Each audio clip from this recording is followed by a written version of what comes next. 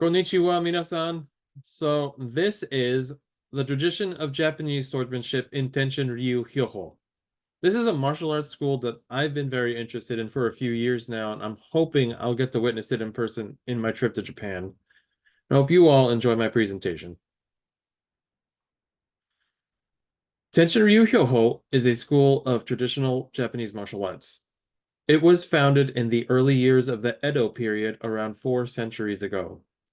The founder was Tokizawa Yahei, who learned his sword fighting skills from the military commander Yagyu Munonori, who was also a sword fighting instructor for the Tokugawa shogunate.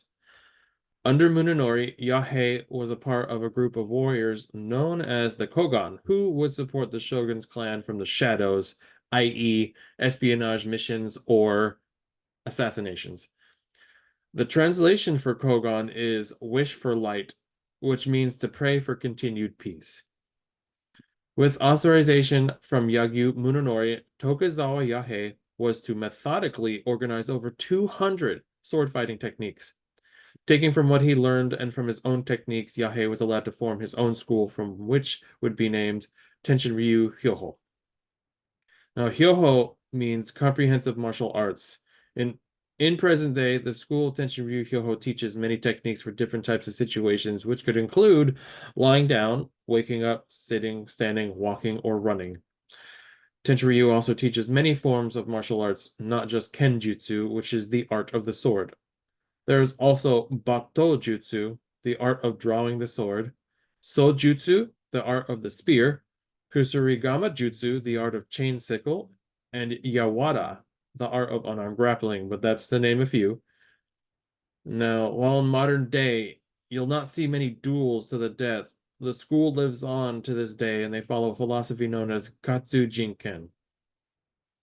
Katsu Jinken, which was developed by Yagyu Munonori, is a vital part of the beliefs of the samurai.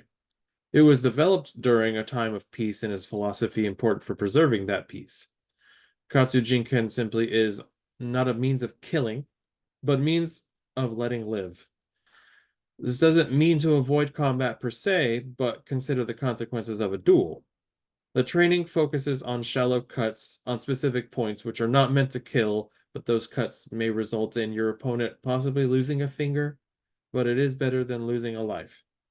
This philosophy is valued even by the modern samurai of the Tenshin Ryu Hyoho school. In the modern day, there is a long-standing etiquette that must be followed while in training. This etiquette is presented to foreign visitors who wish to participate in a class. In accordance with the lifestyle of samurai, the wakizashi is always worn during training.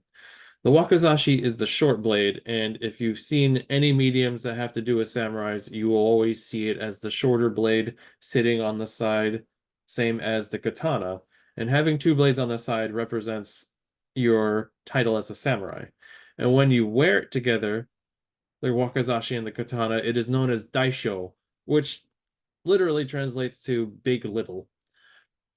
If you do not have a proper gi during training, be sure to wear clothes that are easy to move in. They also ask that you cut your fingernails before practice, because there's a risk of damaging nails if you hang them on the tsuba. Now, if you don't know what the tsuba is, I'll demonstrate on the katana that I have here. The tsuba is right here, the handle, because this is where you may open or close the katana. And they say that it is a chance that you might break your fingernail or it might come off. So that is what they recommend before training. And they ask that you do not pass anyone swinging their sword because the person may be focused on learning and they might not notice you while they're doing their swings. So they'd ask to stay away, never pass by anybody in the midst of training. Now, most importantly, the handling of the swords, they say that while the swords are replicas, that you must treat them with respect as if you had been given your own. Never step over a sword. It's considered good manners to not step over any objects, and that's been considered since the ancient days. Specifically, the act of straddling the sword is considered disrespectful to the owner.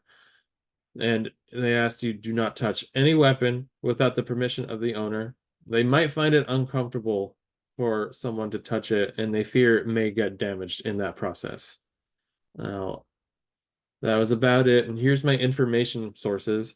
They have a website, international.tenshinryu.net, which is in English and gives everybody, possibly foreign, to get a chance to learn about the school.